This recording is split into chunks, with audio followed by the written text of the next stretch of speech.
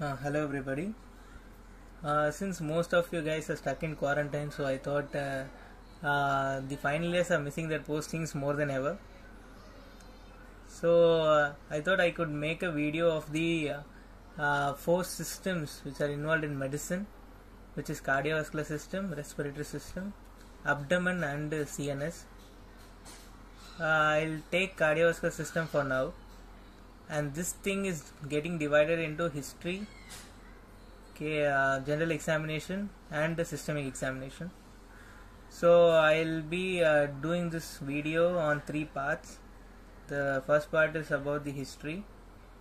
Since history taking is like an art, I'm going to deal with the very important stuffs which will be asked in your practical vivas, and the basic things which you should know in clinical practice. And here we go. So we are dealing with the cardiovascular system.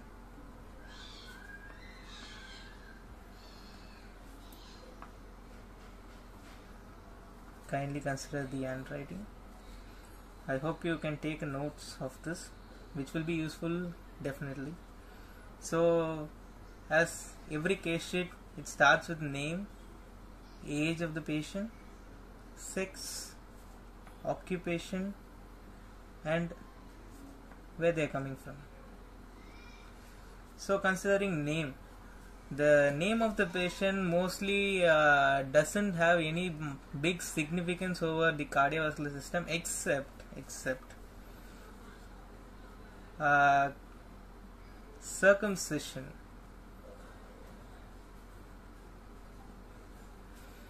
The circumcision is common over the Islam people and Jew people. These two people don't have sexually transmitted infection usually.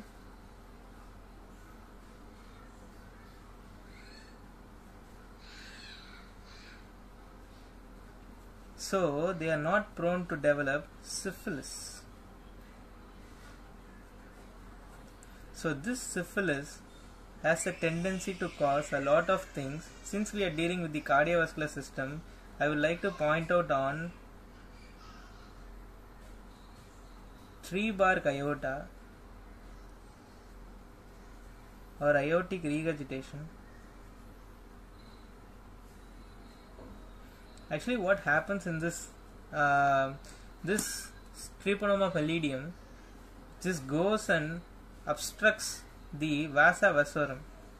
It causes obliterative end arteritis of the vasa vasorum.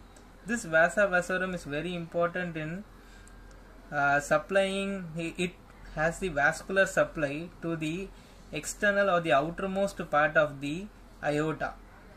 In this case, usually to a blood vessel, there are some small arteries. This is a big artery, and there are some small arteries surrounding them, which gives blood supply to the main artery. The artery will be like this. It has tunica externa, tunica media, and tunica interna. This tunica interna will be supplied by the diffusion from the blood which is going inside the lumen of the vessel. But the tunica externa and the outer part of the media should be supplied by some artery, right? So this is usually supplied by the vasa vasorum. Since the vasa vasorum going for obliterative end arteritis, this will not be supplied by the vasa vasorum. So this goes for ischemia necrosis leading to aneurysm.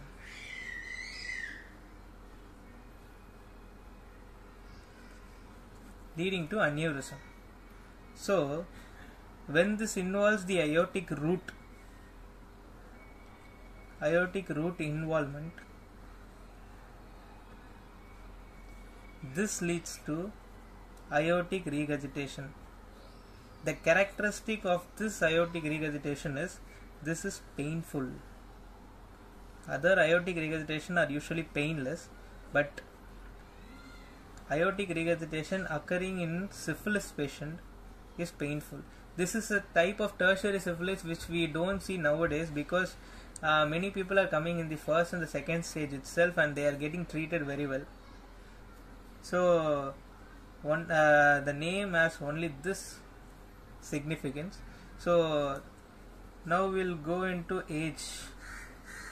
So considering the age, every disease has congenital and acquired. So congenital diseases are common over the infancy and younger children or teens. So what are the cardiovascular systemic diseases which are associated with infancy are? So we have a lot of examples. Classic is TOF, tetralogy of Fallot, transposition of great arteries, total anomalous pulmonary venous circulation, double outlet right ventricle, hypoplastic left ventricle. So we have tetralogy of Fallot, transposition of great arteries, total anomalous pulmonary venous circulation, double outlet right ventricle, hypoplastic left ventricle, and there is something called as Epstein's anomaly. This Epstein anomaly is caused by a teratogenic effect of lithium. So these mothers are exposed to lithium during their pregnancy. That's why they are getting something called as Epstein's anomaly, which is characteristic. The characteristic of this anomaly is atrialization of ventricles.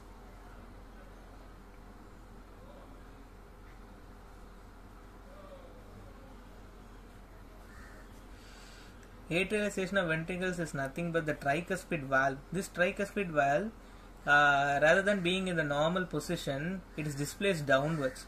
So the atrium, which should be in the size of an atrium, will be enlarged, which looks like a ventricle. So this is called as atrialization of ventricles, and there are a lot of syndromes which are associated with these congenital heart diseases. The common and the things which you should know is ASD plus mitral stenosis, Lutembacher syndrome. This is a favorite question for some examiners. They'll ask what is Lutembacher syndrome. And the ASD, this should be said well. This ASD, though this is congenital, this usually presents in adults. They are symptomatic in adults unless they are found in their infancy period. So there are a lot of syndromes associated with these congenital heart diseases which are out of the scope. Usually they won't ask you those things. The common syndromes associated with congenital heart diseases are Downs, causing endocardial cushion defects,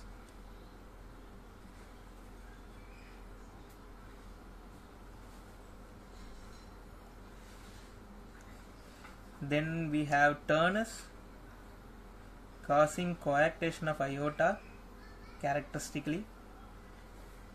Then we have Noonan, causing pulmonary stenosis.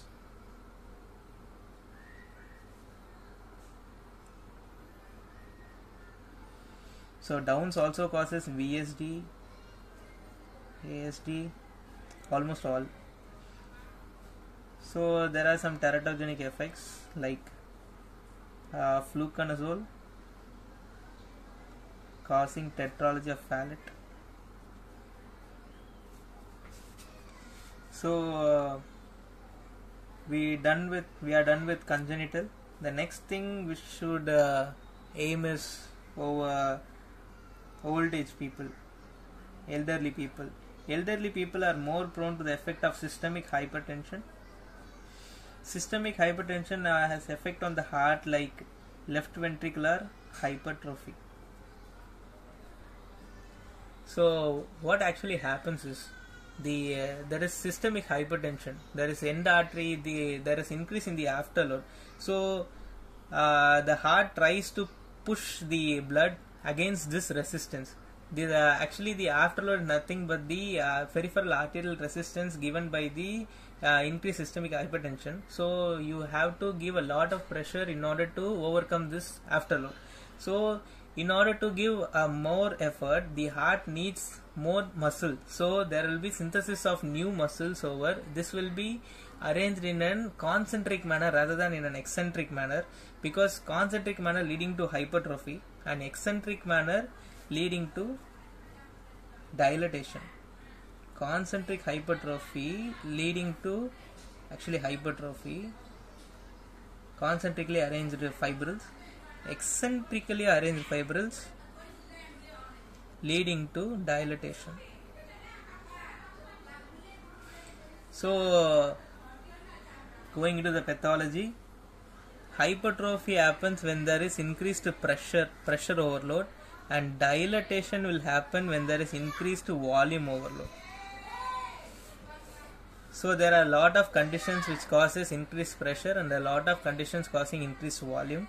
So considering now, since we are dealing with old age, we are dealing with systemic hypertension. So systemic hypertension, there will be increased pressure. This increased pressure over the aorta and the terminal branches, which causes a back pressure over the left ventricle, which causes left ventricular hypertrophy, which is seen in old age patients, in systemic hypertension patients.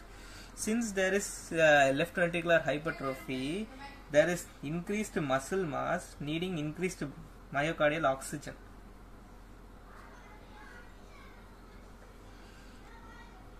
There is increased oxygen requirement. So this increased oxygen requirement is not provided by the arteries which are present, the epicardial arteries which are present. So what happens is that there will be relative ischemia. So there is relative ischemia in this patient. So whenever this patient goes on exertion, when he does any work or something, whenever the patient goes on exertion, this increased muscle mass doesn't get enough blood supply, leading to increase in the production of byproducts, the metabolites like bradykinin and all, which leads to the increased sensitivity of the pain nerve endings which are present over the heart, leading to pain. So this presents as anginal chest pain. If the patient has an added stenosis, like not a critical stenosis but a normal stenosis, along with increased need for muscles blood supply or increased need for myocardial oxygen demand, the patient goes for pain. So this is called as exertional pain, which is exertional pain or angina, which is characteristic of hypertensive patients and the patient having a marginal or a moderate block in their coronary arteries. So old age people, the next thing they are more common is myocardial infarction. So since myocardial infarction is a really big topic, I am going to deal with the common presenting things, how a patient presents to you and how you should manage. Those things are very important for you guys, and you don't have to worry about the pathogenesis here and all. Those things will not be asked for you. They will be asking only how will you diagnose the patient and how will you, what and all the things you will see on the ECG and how will you manage the patient. That's all they will be asking you. So myocardial infarctions are more common in old age people, and calcific aortic stenosis, a characteristic. If a old age patient comes to you, they think you usually they'll keep a valvular heart disease for you. Septal heart diseases are very rare for you to very rare for them to keep for you guys. Usually they'll keep you valvular heart diseases.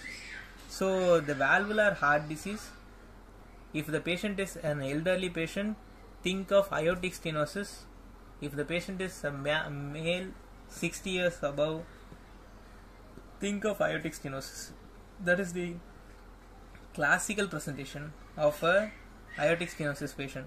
The aortic stenosis is common over old age patient, which is a calcific type of aortic stenosis. So we dealt with the congenital things, infancy, younger children. and old age systemic hypertension and myocardial infarction, aortic stenosis and all. And old age people are more prone to get restrictive diseases like amyloidosis,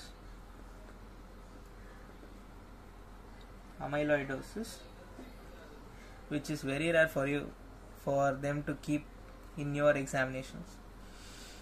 So there are some infective conditions which should not be left out. So they are more common over the teens and more common over the adult peoples, which is infective endocarditis, rheumatic heart disease, which is common over the young children. These things are presenting in various manifestations. Infective endocarditis will present to you with chest pain, palpitations like cardiac symptoms completely, with painful clubbing, which is characteristic of infective endocarditis, and there will be peripheral signs of endocarditis which will be dealt later. Similarly, rheumatic heart disease presents to you with a lot of presentation, which is given by the Jones criteria, which will be dealt later by me. And after finishing those things, next, sex of the patient. Does sex of the patient influence any cardiac disease? Yes, it does. Females are more prone to get pulmonary thromboembolism compared to men. How? Actually, they have, if the patient is a pregnant woman, they have increased progesterone, which actually is a procoagulant state.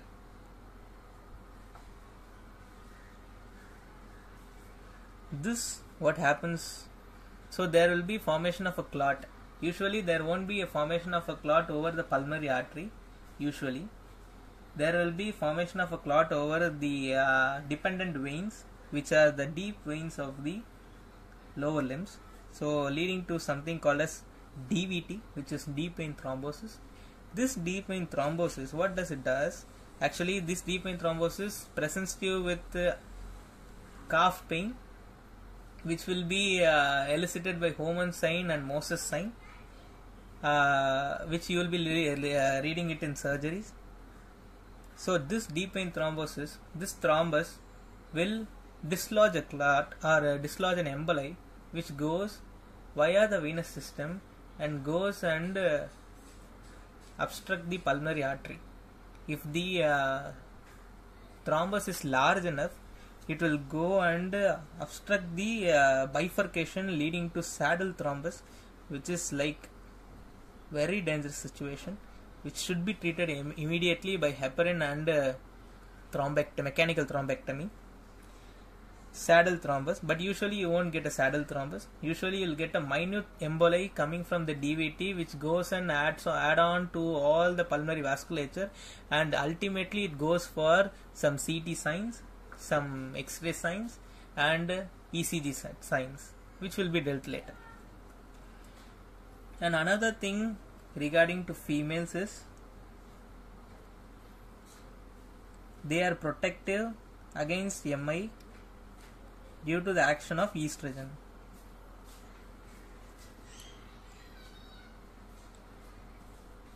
During their normal menstrual cycle, but after menopause they are more prone to get MI when compared to men. The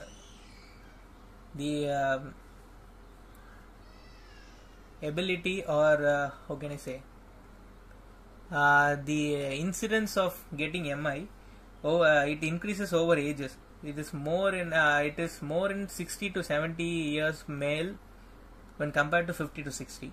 Similarly, so this incidence keeps on increasing in a linear manner.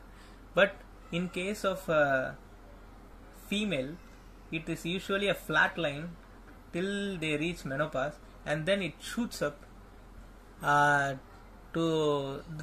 in increase. There is increase in the incidence of MI over the postmenopausal women. That's why they try to go for hormone replacement therapy, which has its own side effects. Hormone replacement therapy has increased incidence of breast and endometrial cancers, but they also have in like protective effect over the heart. But recent studies prove that the hormonal therapy doesn't have any effect over the heart. So the next thing is occupation. Does occupation have anything to do with cardiovascular system? I think not.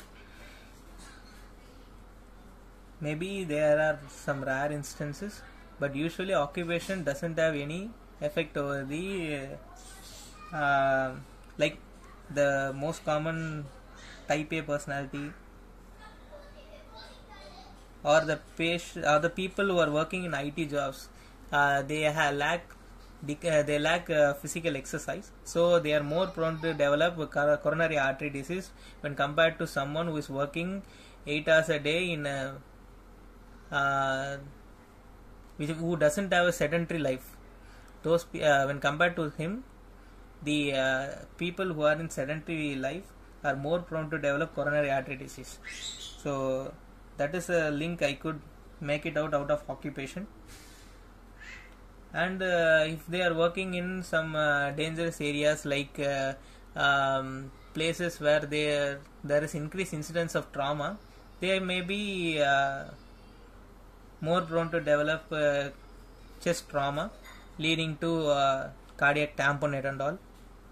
But they are very rare occasions.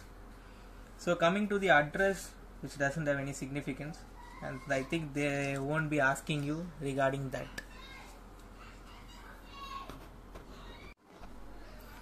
So we finished the basic steps. Now we will go into the chief complaints. Here comes the interesting parts. Chief complaint. So what is actually the chief complaint? What the patient primarily complains is the chief complaint. Why did she or he came to the hospital? That is the chief complaint. So coming to the cardiovascular system, there are 5 important things which should be needed to be seen. 5 cardinal features of cardiovascular system. One is chest pain. Cardinal features of CVS. One is chest pain, palpitations,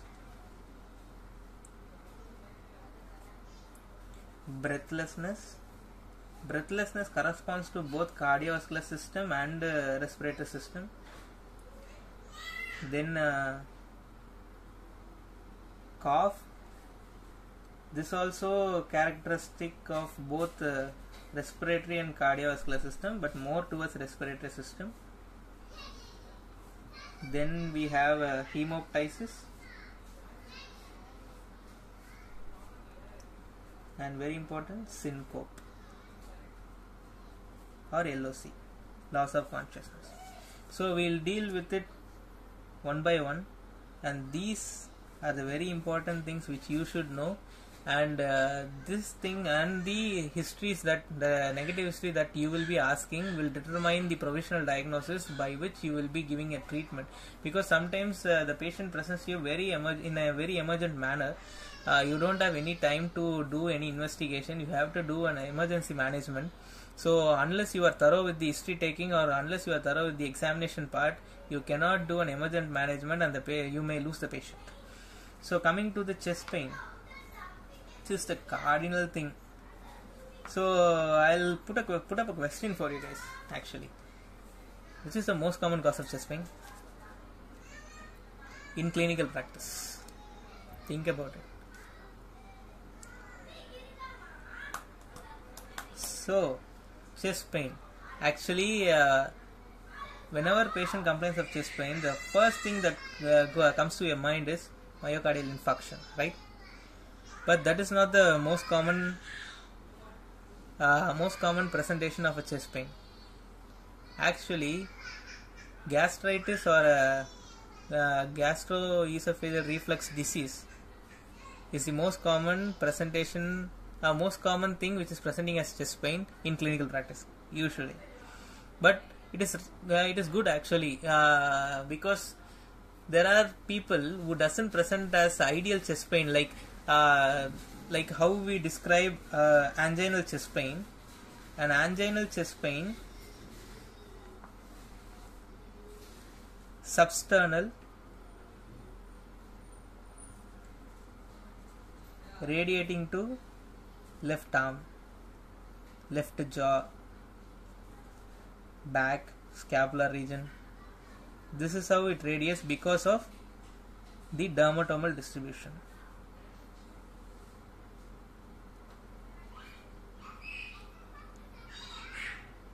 But does all the angina present like this? No. Actually, angina can present in any way. It can even present like an epigastric pain, which you will be missing the diagnosis of myocardial infarction, and you will send the patient with ranitidine, and the patient will be brought dead by the attender 2 hours later. These things actually happen. So in order to rule out the confusion, they'll usually take the ECG in order to see any ST changes. If there is an ST change, they'll intervene. If there is no ST change, they'll reassure the patient, and they'll look for other diagnosis. And there are conditions in which the patient might have myocardial infarction without any ECG changes too. So there are conditions in which there is ECG change, but the patient doesn't have chest pain, like in case of silent MI, which is common among diabetics. So what happens in diabetics is actually the diabetics have peripheral neuropathy, or generally they have neuropathy. So generally they have something called as neuropathy. So this neuropathy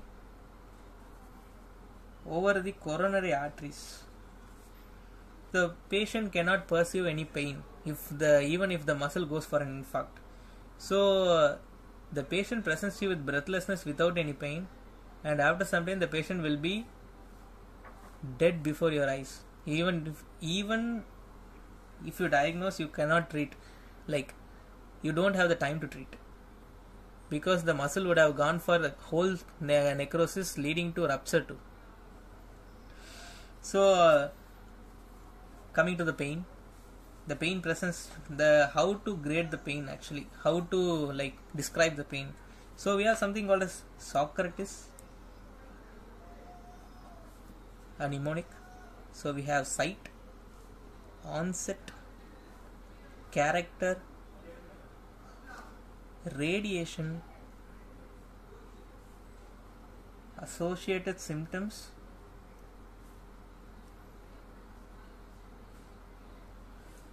timing, exacerbating or relieving factor,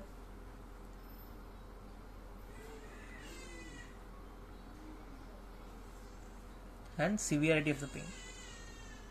This is the Socrates. So any pain you can describe with Socrates, so that they'll get impressed actually.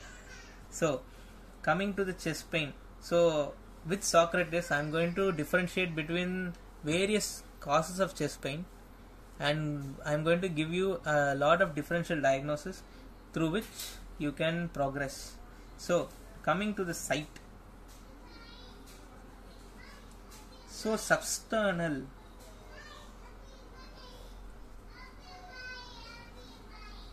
radiating to left arm, left jaw, sudden in onset, character is constricting type or compressing type, associated with nausea, sweating, and timing of this. Timing is nothing but the how it evolves, the duration or how it evolves, whether it is increasing or it is decreasing or it is static. So usually it will be increasing in severity, increasing in timing, that is severity, and exacerbated, aggravated by exercise,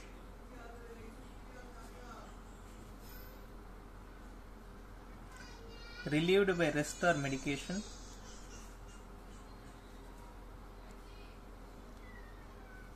increase the severity. Classic anginal chest pain.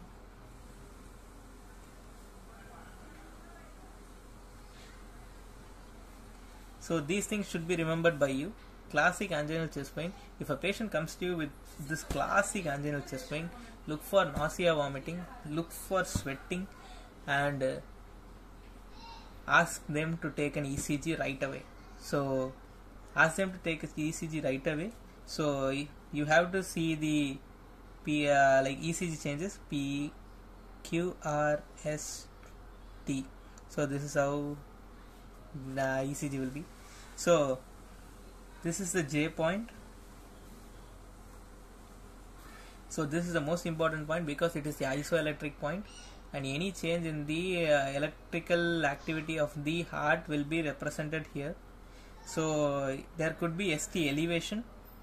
So there could be ST elevation MI, or it could be non-ST elevated MI. So there could be ST elevation, or there could be ST depression. ST elevation and depression, I'll explain you pathologically. So ST elevation is nothing but there is a thrombus which is going and occluding the epicardial vessel, leading to a transmural infarct. The total length of the muscle goes for infarction.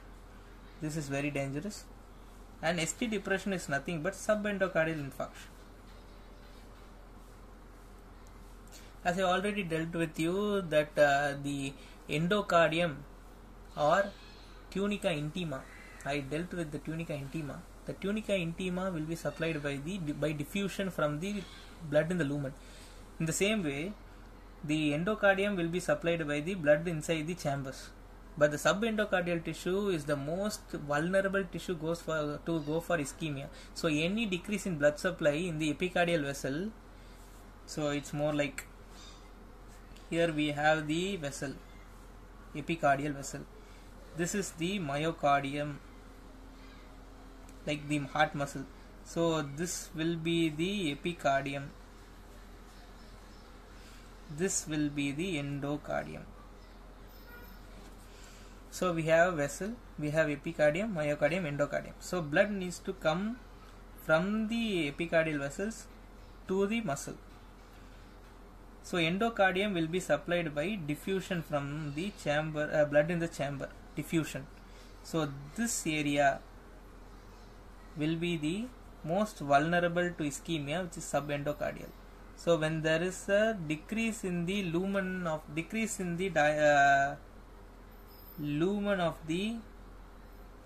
epicardial vessel, there is decreased blood flowing through the epicardial vessel. So there will be decreased blood going into the subendocardium, leading to ischemic changes, which will be represented as ST depression. So I don't want to go deep into it because ECG is an entirely different chapter, entirely different thing, which needs a lot of workup. So hope you learn on your own. So coming to site, this is the classic anginal chest pain, but we have a lot of things, not just this. So according to the site, rather than substernal, let's go with the costochondral junctions.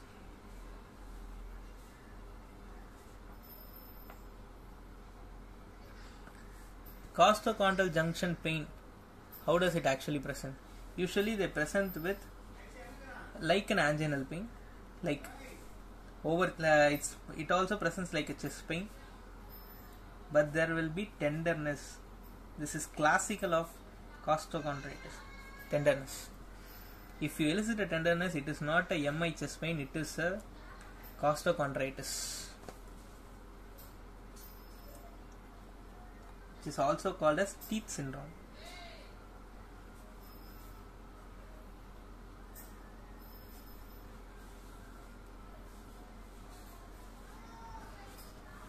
So the next thing is, I told you right, gastritis or GERD. Here comes the association symptoms, very important. These patient presents with vomiting, burning sensation, Rather than the constricting type of pain, they have burning type of pain, and they also have belching, classic of GERD. So these patients also present with chest pain, but you have to differentiate between a MI or a GERD pain. But usually it's better to take an ECG in order to differentiate. So if you don't see an ECG change, if you don't see anything on the ECG, just go for it. Just go for the diagnosis of acute gastritis and treat the patient with proton pump inhibitor or H2 blockers. So what are the other causes of chest pain? Coming to, there is something called as pulmonary embolism. So the pain will usually be in the middle of the chest, associated with hemoptysis and acute breathlessness. Very classical of pulmonary embolism. So you have to diagnose pulmonary embolism by, so usually you will take an ECG. You will see sinus tachycardia. This is the most common sign seen in, usually you will see sinus tachycardia.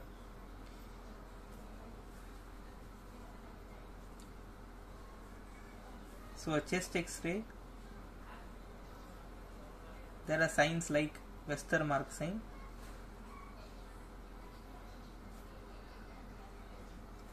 Pallas sign,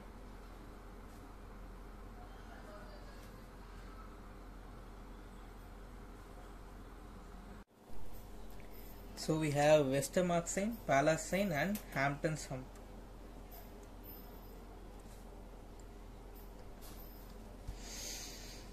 So we have pulmonary embolism, we have gastritis, what else? Costochondritis. So these are classical things which presents as chest pain, and there is something called as pericarditis, which can present as chest pain too. Usually they will be in the middle of the chest, central chest pain, and classically this gets relieved on posture.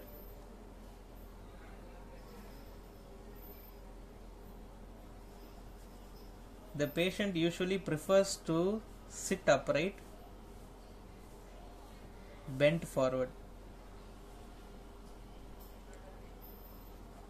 So if you are familiar with something called as pleuritic chest pain, you will understand what is the mechanism behind this pericarditis chest pain, which is getting relieved on posture. In pleuritic chest pain, the patient prefers to lie on the side of the lesion, because when the patient lies on the side of the lesion, the expansion of that part of the pleura or that part of the lung is decreased. So since there is no expansion of the that part of the pleura, there is no pain.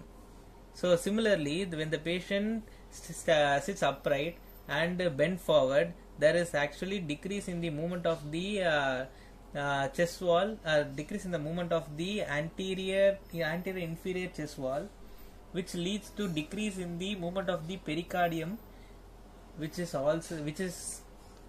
gone into inflammation. So there is decreased movement, so there will be decreased pain in this posture in case of a pericarditis, which is characteristic of pericarditic chest pain.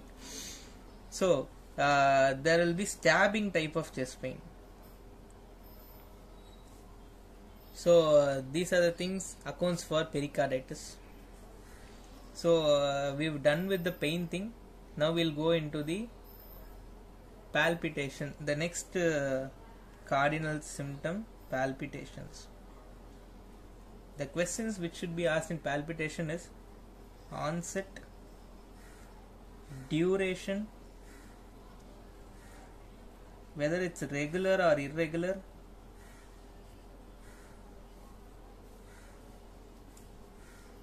aggravating and relieving factor,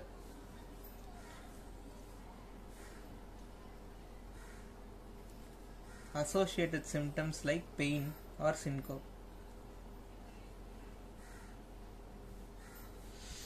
So coming to the onset, so how it happens? Is there any triggering factor, or it's like sudden in onset, or it is a gradual in onset? So this must be taken into account. And duration, how long it is happening. So considering atrial fibrillation, there are three types in case of an atrial fibrillation.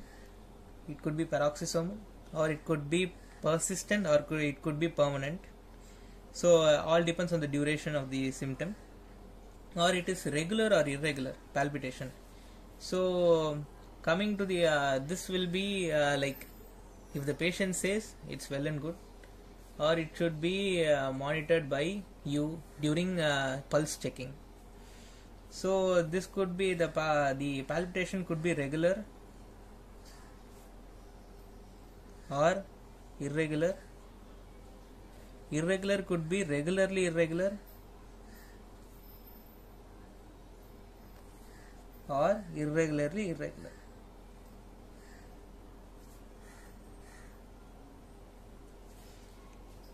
So coming to these two are very important, which will be asked for you.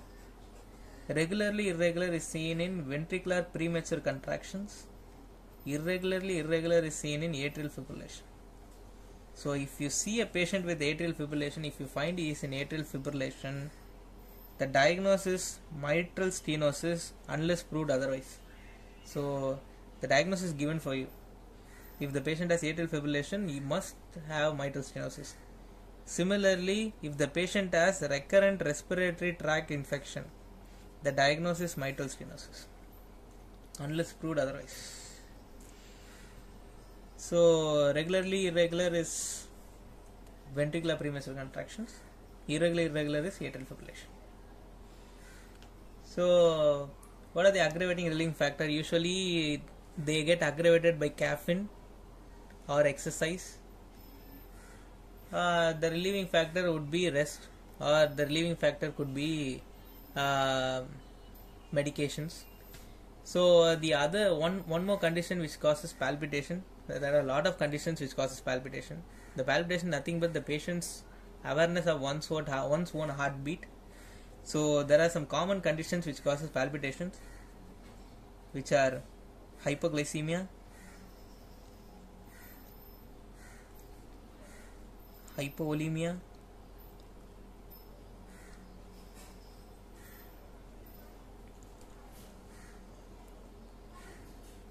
thyrotoxicosis or hyperthyroidism. So the mechanism behind thyrotoxicosis is nothing but actually what thyroxine does is it goes and acts on the heart muscles. It goes and acts on the impulse generating muscles like sinoatrial node and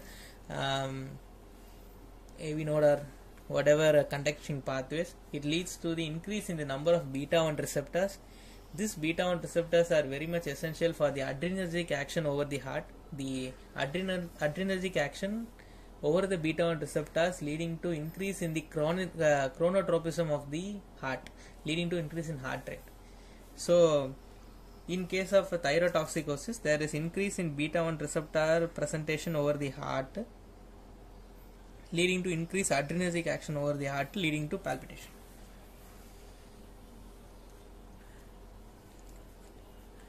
So palpitations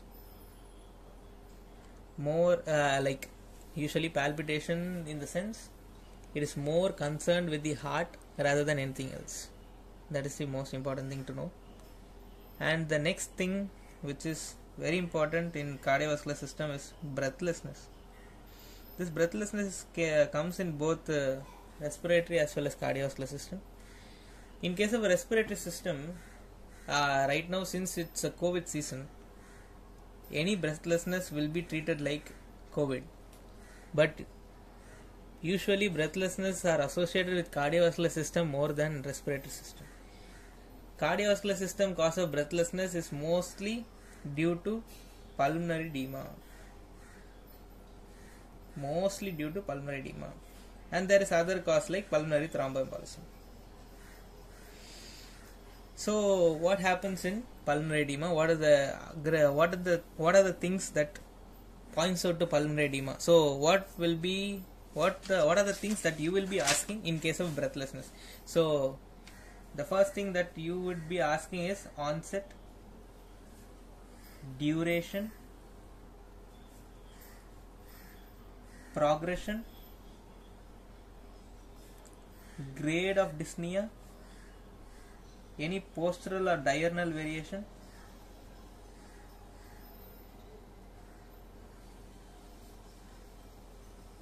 any aggravating or relieving factors,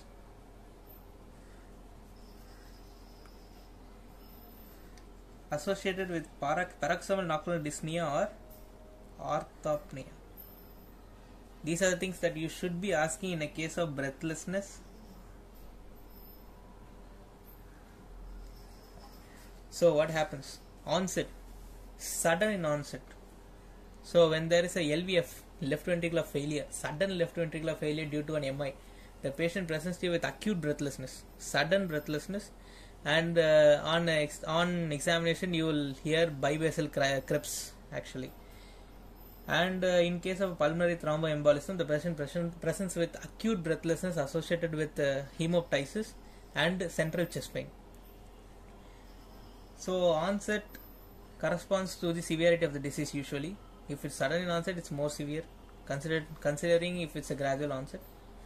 Gradual onset of breathlessness could be due to pleural effusion, which could be due to a congestive cardiac failure, or it could be due to cirrhosis of the liver, or it could be due to a nephrotic syndrome or a chronic kidney disease, which is causing the volume overload state inside the heart, or volume overload state inside the body, which is leading to increase in the fluid in the third spaces, usually over the pericardium, pleural and peritoneal areas, leading to edema.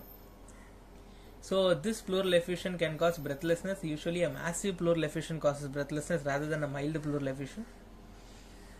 So but that duration will be it will be longer, and the progression will be in a longer phase, like it won't present to you with acutely. So coming to the grade, so we have something called as NYHA grade, New York Heart Association grading for dyspnea associated with cardiovascular system. So there is something called as MRC, now it is called as MMRC, which is Modified Medical Research Council grading, which is used for respiratory system than cardiovascular system. NYHA grading is for cardiovascular system. The NYHA grading of cardiovascular system consists of grade 1, 2, 3, 4. Grade 1 consists of mild, which is usually on exertion, 2 moderate, 3 marked, 4 associated with breathlessness on rest. So we have mild, moderate, marked and breathlessness on rest. Marked is more like the patient cannot be able to do his own normal activities like buttoning his shirts, or the patient will have breathlessness in less than ordinary activities. The patient will have breathlessness over ordinary activities is called as moderate level of breathlessness.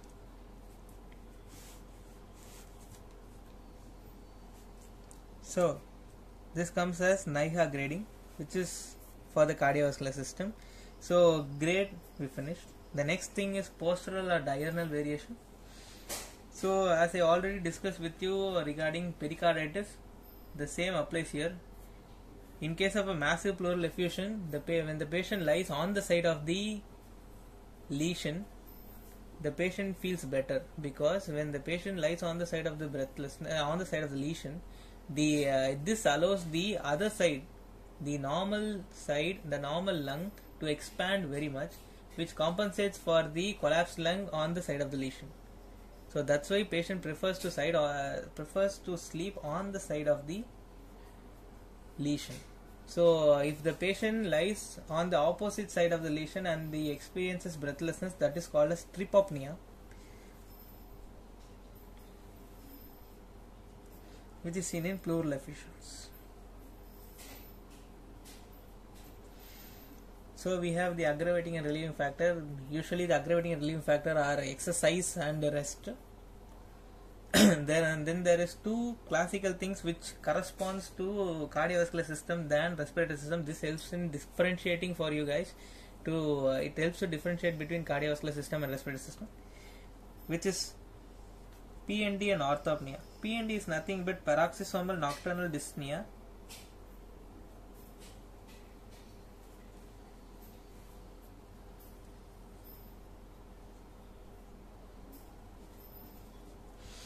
What happens in paroxysmal nocturnal dyspnea? Actually, there are a lot of theories put forward. What is actually paroxysmal nocturnal dyspnea is the patient can sleep. The patient will sleep, able to sleep, and after 1 to 2 hours or 2 to 3 hours, the patient suddenly gets up, gasps for breath, and he'll be getting up from the bed and he goes out to the window and gasps for breath. That is classical of paroxysmal nocturnal dyspnea, which is milder stage when compared to orthopnea. Orthopnea is the most severe state, and the pre-severe state is called as paroxysmal nocturnal dyspnea. The theories which were put forward for paroxysmal nocturnal dyspnea are: during sleep there is decrease in pH.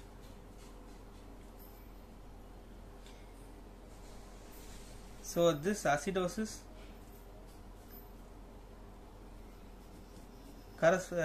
can correspond to the paroxysmal dyspnea which is seen over the sleep.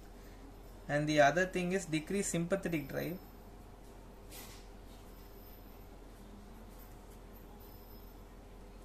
There is shift of fluid from pulmonary vasculature to systemic vasculature.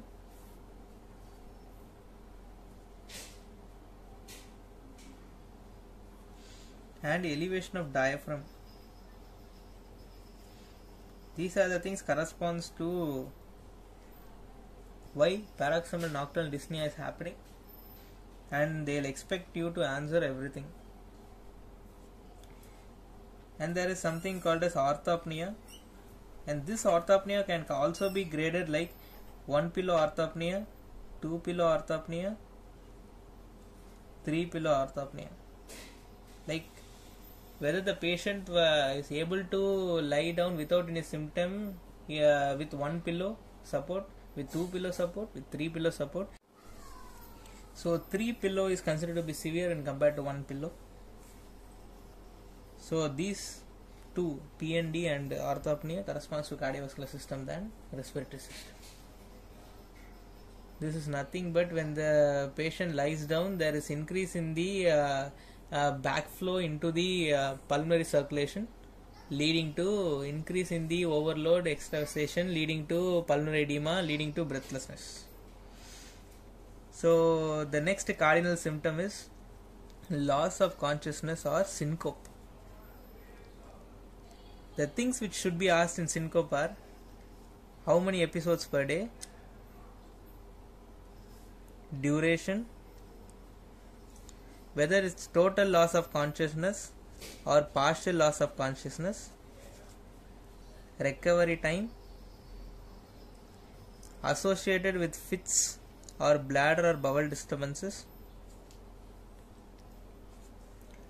and the last thing, time of the last episode. So number of episodes per day corresponds to the severity of the disease, and duration corresponds to the severity of the disease. Associated with fits, bladder or bowel, associated with seizure. When there is association with seizure or associated with bladder and bowel disturbances, it always corresponds to a hemorrhagic stroke when compared to simple loss of consciousness. It is not a syncope, it's a seizure. That is the most important point to differentiate between a syncope and a seizure, because it should be differentiated in order to give appropriate treatment. So if it's a seizure, we have to look into the brain. If it's a syncope, we have to look into the heart. So if there is associated seizure, if there is associated tonic-clonic seizure, which is tonic-clonic movement, if there is associated involuntary micturition, involuntary defecation, if there is associated with head trauma, if there is associated with headache, if there is associated with neck rigidity, all corresponds to a CNS cause than a CVS cause. And you have, on examination, you have to look for tongue bites. Tongue bites corresponds to CNS cause seizure. So when you come across central nervous system, you will come across something called as TIA, RIND and all, which corresponds to transient ischemic attacks and reversible ischemic neurological disorders, which corresponds to a CNS thing rather than a CVS cause. Then coming, usually the syncopation doesn't last more than 30 seconds or 1 minute. The patient recovers and there will be no post-ictal confusion in case of a syncope rather than a seizure. Seizure mostly corresponds with the post-ictal confusion. Then next, the cardinal symptom, hemoptysis. What happens in hemoptysis? So the causes for hemoptysis, a cardiovascular cause, we dealt with pulmonary thromboembolism already. The next very important which causes hemoptysis is mitral stenosis can present with hemoptysis. How? There are a lot of theories put forward, and the causes are pituitary like pulmonary apoplexy. There is rupture of vessels leading to the blood getting oozing into the bronchioles or into the respiratory epithelium, respiratory lumens, which leads to hemoptysis, pulmonary apoplexy. The next thing is, if the patient MS with atrial fibrillation, the patient will be put on, most probably they will be put on heparin. So anticoagulants, this can lead to hemoptysis. They are more prone for recurrent respiratory tract infection. So recurrent respiratory tract infection is a risk factor to produce hemoptysis and lung abscess. And there will be backflow, there will be increase in pressure, which leads to the rupture of the vessels due to increased pressure.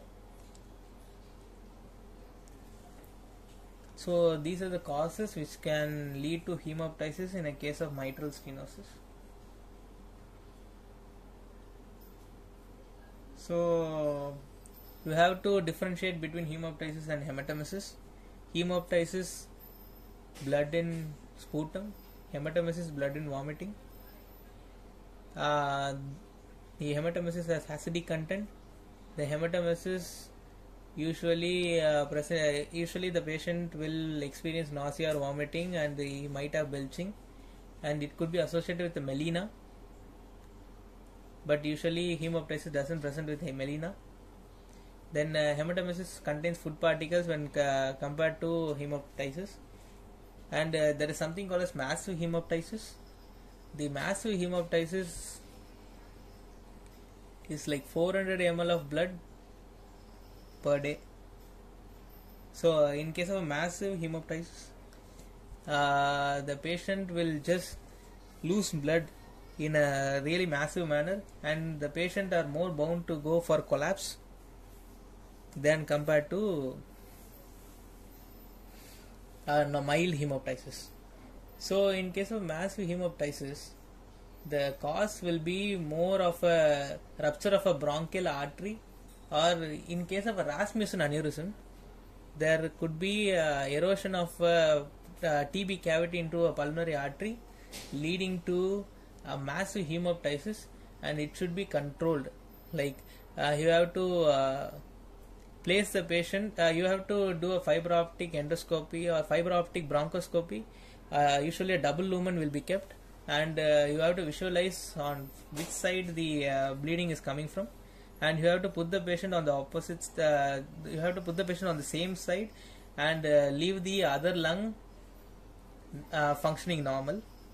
Otherwise, the patient will drown of his own blood. So you have to look for the artery and you have to cauterize it. That is the way you should treat massive hemoptysis. If the patient is bleeding continuously, it's better to take a CT angiogram in order to see where is the artery, and go and do bronchoscopically, or you have to go for a pneumonectomy, or like through the thoracic cavity. So the other symptom is cough with expectoration.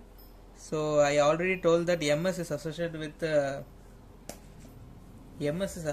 with cough and recurrent respiratory tract infection, which will lead to cough with expectoration. And this cough with expectoration, if you see a pink frothy fluid, it is more towards a pulmonary edema than a respiratory cause. So usually for a cough with expectoration, you will ask for onset, duration,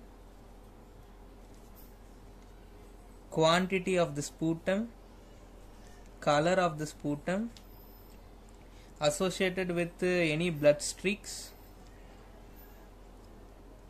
any postural or diurnal variation, as usual aggravating and relieving factors. So we are done with the presenting complaints, and the next thing which we should go into in order to see the complications, whether the patient has any complications or not. So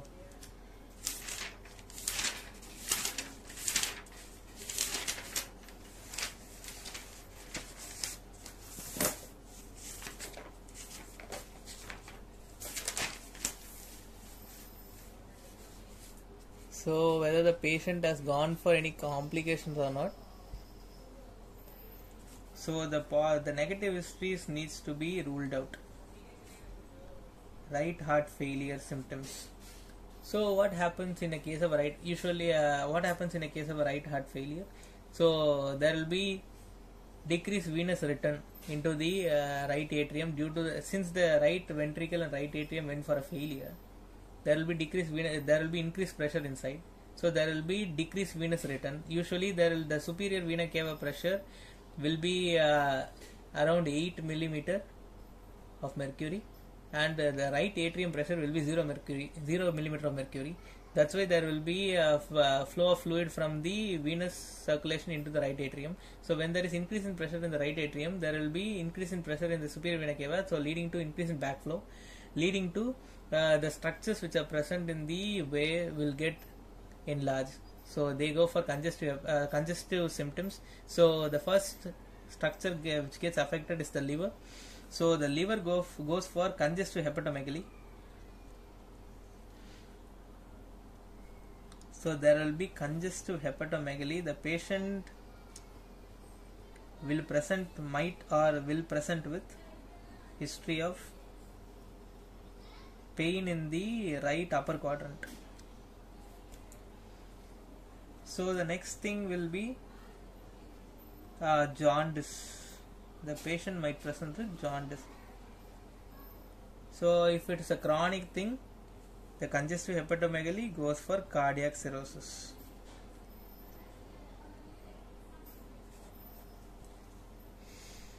So the next thing will be there will be loading up of fluid leading to abdominal distension.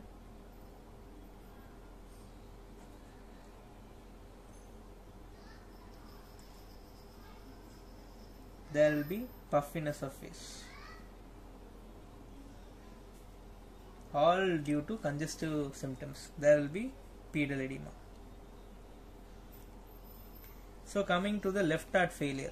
What happens in left heart failure? So the cause for right heart failure is mostly due to left heart. Left heart failure leading to pulmonary hypertension, leading to cor pulmonale, leading to right heart failure. This is the most common cause. Rarely you will have a respiratory difficulty or ARDS or a COPD which is presenting with pulmonary hypertension leading to right heart failure, isolated right heart failure. So left heart failure, what are the things? So immediately behind the left ventricle, left atrium, there is lungs. So there will be pulmonary edema leading to dyspnea.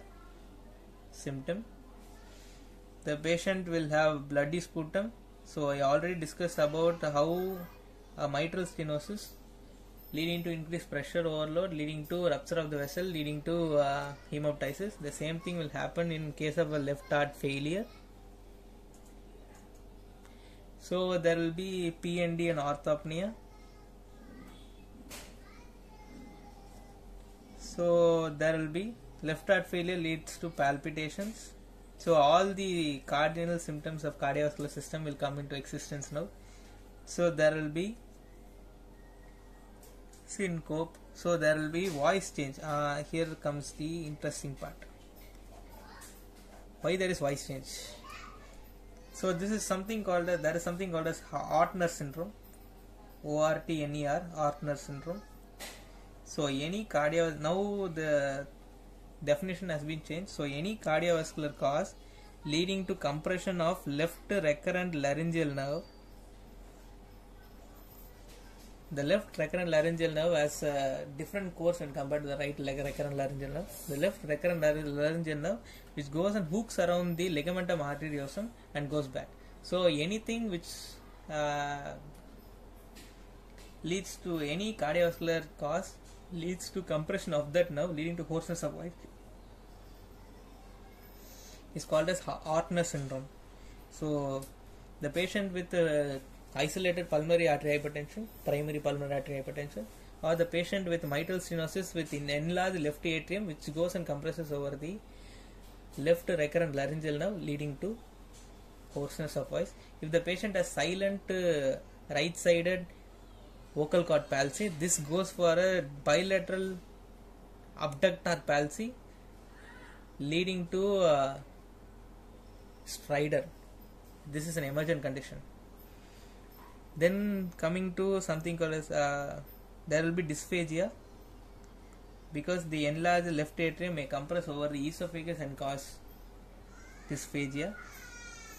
Then coming to oliguria, there is decreased blood flow to the kidneys, leading to decreased glomerular filtration rate, which leads to decreased urine output. So there is oliguria. Oliguria is less than 400 ml per day.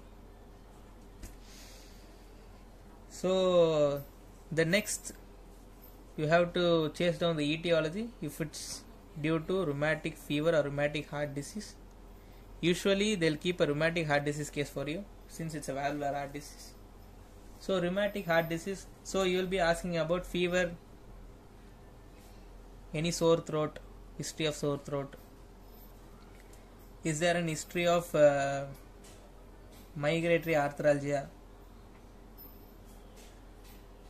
Usually involves the large joints.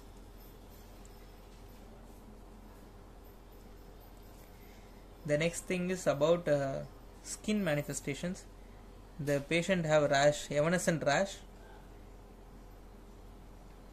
or erythema marginatum,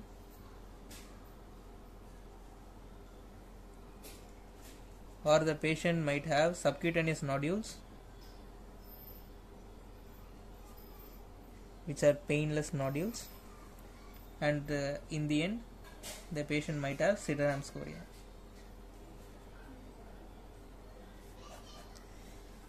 Sydenham scoria is usually a unilateral condition, unilateral coriform condition, which is seen in rheumatic heart disease, which is also called as Saint Vitus dance.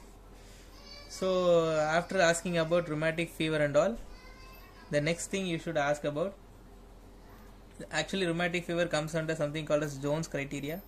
Now it is called as modified Jones criteria. You can go and read about it. So I'll give you some hints to remember it. Jones criteria: JO for joint pain, N for nodules, E for erythema marginatum, S for Sydenham scoria, and C for carditis. So there will be pancarditis, which is also called as bread and butter carditis.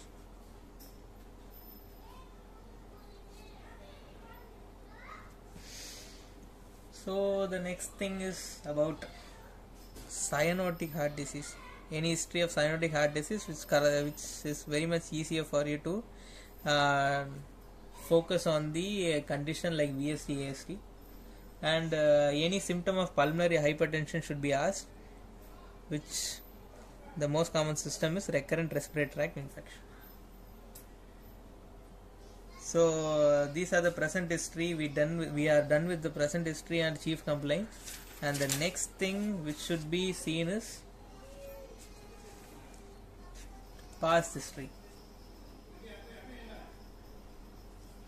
So coming to the past history, you should ask the basic things like history of similar episodes in the past, history of any rheumatic fever, and the basic things like systemic hypertension. Like I'll give you a mnemonic for that. MyThreads. So we have myocardial infarction, tuberculosis, hypertension, rheumatic heart disease, epilepsy,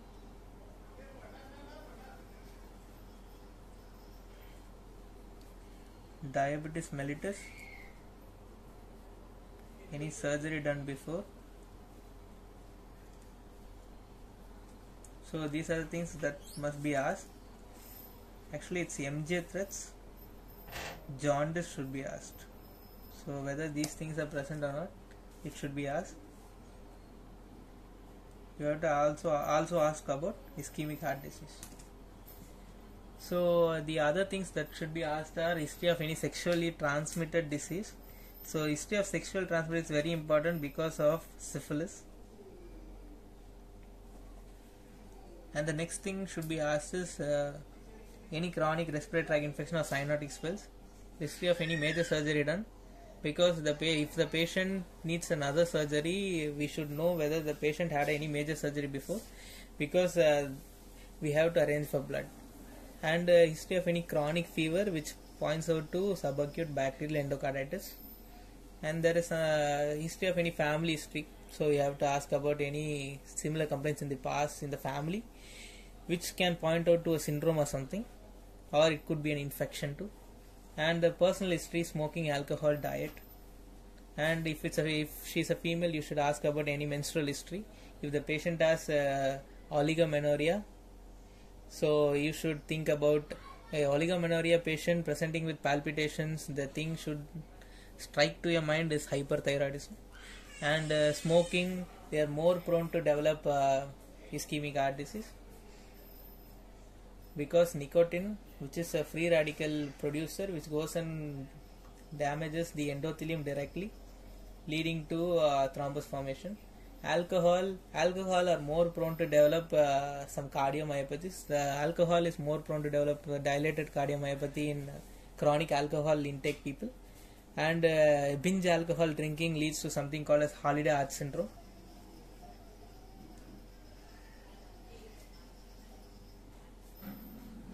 Holiday heart syndrome, which is nothing but atrial fibrillation in binge drinking. And there is something called as Soshin beriberi,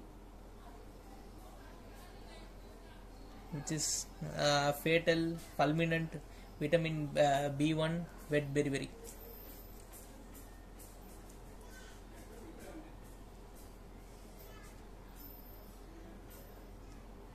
So any significant treatment history should be asked. So I almost covered everything. So any doubts you can put up in the comments, so that I could able to answer you guys.